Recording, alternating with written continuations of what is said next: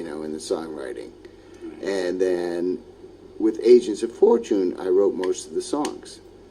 So even though we split the royalties equally, there was this thing that it was my songs, and and also they were like, well, I said, well, we'll split the songwriting royalties equally, and they said, no, you can't do that, so they wanted their songs on the record, so it became like this battle about who was going to get what song, and if somebody's song didn't get on, they felt bad, so it was all this. Things started to change. Things changed in a weird way. Like, before it was like we were trying to get 10 good songs, It wasn't, and all of a sudden everybody was writing 20 songs, and you could only have one or two on the record, if there's 5 guys. So that was the other thing, is that I felt like it wasn't always, decisions weren't made for the best record possible, that it became more politics. And that was not good. I think that Spectres, though, even though I didn't have as many songs on it, I still really like it. I like my playing. I like. You like the sound. I like the sound. Yeah, I got to sing. Is that your favorite drum sound, by the way, as well? Would you say? I would say so. Yeah, yeah. Although no, the thing is though, a lot of the earlier BOC stuff, I felt like the drums were not loud enough. They were just always in the background. It's like, oh, I'm being too noisy, so they'll put me back there. Maybe if I actually, as time went on, I started simplifying my parts just so that they would turn me up. Worked. Think about it. Yeah, it does. So you drummers out there, if you're getting killed in the mix, you could try doing the Phil Rudd, do the Phil Rudd thing and just lay down a mean old beat. See if they turn you up. But anyway, once I started working with Martin Birch, that all changed, because that guy knows how to get a drum sound. Serious drum sound, and he, in between we worked with this guy Tom Werman, who did Ted Nugent and Cheap Trick and a bunch of really good groups. I think that the Werman experience was just not a good one for us, because he just wasn't the guy. He was just not giving us what we needed. To me, it was like taking a group that is kind of raw and refining them. And for us, we were not a raw group. So refining us took us in the wrong direction, I think. I'm not really happy with the Werman record, just because it's too slick. It's just too slick. And I listen to it and it sounds empty. It doesn't sound rich like all the other records. There seems to be a hollowness to it, to me, except for a song like The Vigil or something. But most of it, it sounds really pop in a way that, was not right for us. Then the thing is that we had a top 40 hit with In Thee, but we didn't sell any albums. And why? Because people didn't even know it was Blue Oyster Cult. They thought it was some anonymous, country and western band or something. I don't know. But anyway, so that's probably my least favorite record is Mirrors. And then Cultosaurus was great in that just getting to work with Martin Birch. Let's talk about that, Martin. What was he doing? What was it that? Well, he was mainly into engineering, but he would also express negativity in a very interesting and kind of like emotional way, and yet not come out and say this sucks, but just like, guys, you gotta, he would get all excited, and say, come on, give it to me, you gotta, I'm not feeling this, you know. So he would try and encourage us that way as far as feeling. He did not have. He had practically nothing to do with vocals.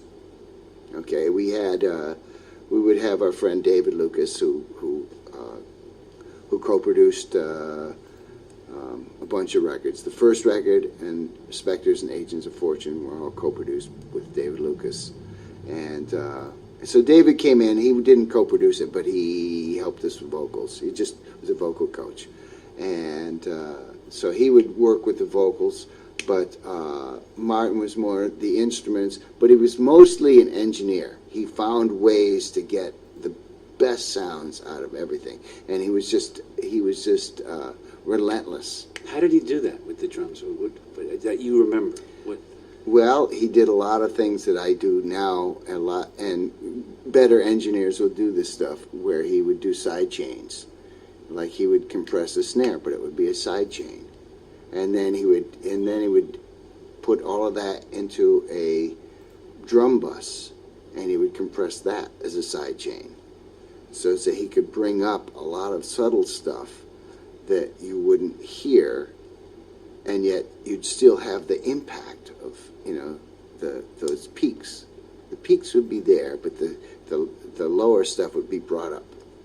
So that was really a fantastic, and you know, it was kind of tedious because he would just be working that compressor at 1176, you know, just working it, you know, he would go maybe 20 passes or 30 passes just for one little part that was going to be a side chain, you know. So, but he was tireless. He would do 12, 16, 20-hour days, you know, to get the right sound until he got it. And then he would look down at the board and you see all the faders just in a row. He'd say, now that's a good mix. Yeah, Martin Birch. He was amazing and great ears, and just knew how to work the equipment, you know. Side chains. Well, how was he miking the kick drum? Just D112. Or D12, I think it was. Would you have a hole in the head or no? Yeah, no. In the end, I had no front head at all. And muffling. Yeah, I had actually I got this kind of stuff like that from the record plant, and it was all the way around. Not styrofoam. It's it's just this foam. Foam, foam for sound. It's on the wall. Like, for those listening. And they took it off the wall and just stuck it in my head, in my bass drum, and it kind of went around. You know, I'd say most of the way around. So it was very muffled. Were the toms taped up and all that? No. No, there was no. I mean, in the early days, yeah, but by the time we worked with Shelly Yakis, he got rid of all the tom muffling completely.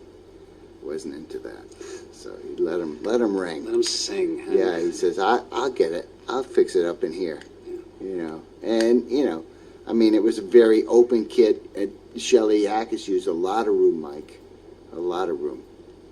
You know, he'd have a stereo pair, and then he'd have overheads too, and he would mix it all live. So the drums would come into, you know, they would be like the overhead tom mix, and then there would be like a snare and bass drum, and a hi-hat. You know, so he mixed it all together. I mean, it sounded like a record as soon as you recorded it. Yeah, fantastic. So, I mean, I had also read that you're mentioning that there was tensions about the writing. Yeah. Like, you know, who's getting the. Yeah. You know, how much credit. And, yeah. But I read somewhere where you said when it came to you leaving the band that it was, you didn't really see it coming. You didn't really. It was sort of a. Yeah. This is true. It is true. It is true. I mean, I guess it might have been some hubris on my part, you know, by thinking that, first of all, that you know, it was me and Don. I mean, we started the band. How could you kick me out? You know, it's my band. How could you kick me out of my band?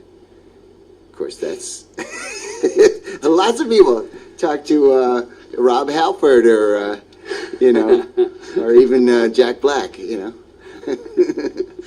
So yeah, I couldn't imagine them getting rid of me because I was so important. I just got that reference, yeah. School of Rock. Yeah. How can you kick me out of what is mine? Great. So yeah. So I didn't see it coming. I felt like these guys were being a pain in my butt about certain things, you know, and I started.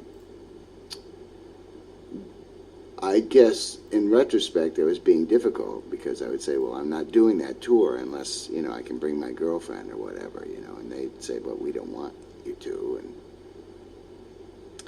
And you know, and I'm sure that there probably could have been a way to work it out, but I was just like, my way or the highway, you know.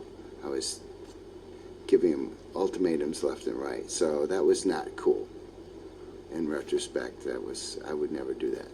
I would never do that again like that. I mean, that was a great lesson for me because, you know, I just all of a sudden realized how, you know, because I felt like I was indisposable, that they better do what I wanted, you know, and that was not I wasn't treating them right.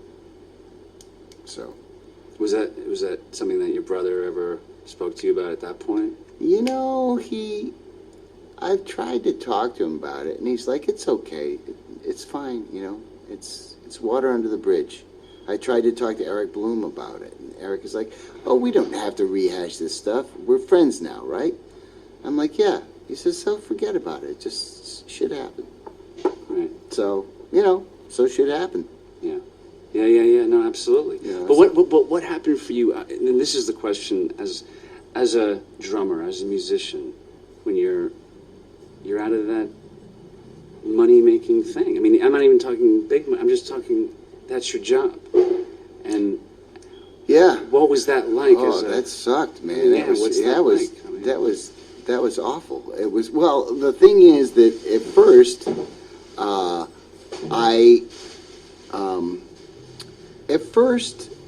I had something else. I was making a solo record for Columbia, and I'd already gotten the deal, and so this was something that was going to happen. So I wasn't really that concerned about it. But then, if I wasn't actively working on it, and there was months where, you know, there was, you know, we ran out of money, or, you know, somebody wasn't available. This was what became Imagine Us. Yeah, this is what became, and so in those down periods, I would feel really bad about not being in a band, not playing any gigs, and not seeing my fans, and just not working. Not working, yeah, not being, you know, and also once it was my solo record, I felt it was all the guys I was paying them. They were getting a salary. It wasn't like a band where I'd say, hey, I got this idea. What do you think? You know, it was more like, hey, I got this idea. And they're like, oh, yeah, Al, that's cool. You know, because it changed the equation, you know, because I was their boss. It wasn't like, you know, whereas, you know, if I showed something to Eric and he said, oh, man, that's lame, you know, they weren't going to do that, you know. Yeah. Or if they did, then I'd feel, you know, it was weird. It was just different. It was different. So I missed having people to bounce off, you know, my peers. I missed my peers. That was really the other thing that was weird about not being in Blue Oyster Cult. Yeah. And then eventually it got into not having any money and being flat broke, you know, which really sucked. I thought I would never be there again. Once I had a hit record, I thought, that's it. You know, I mean, yeah, I had a lot of brown rice and dried soup mix, you know, starting out, but, you know, and then all of a sudden you're back there with the brown rice and soup mix and no money in your checking account, and, you know, and where were you living at that point? geez, I moved all over. Everything went to hell. You know, I had a house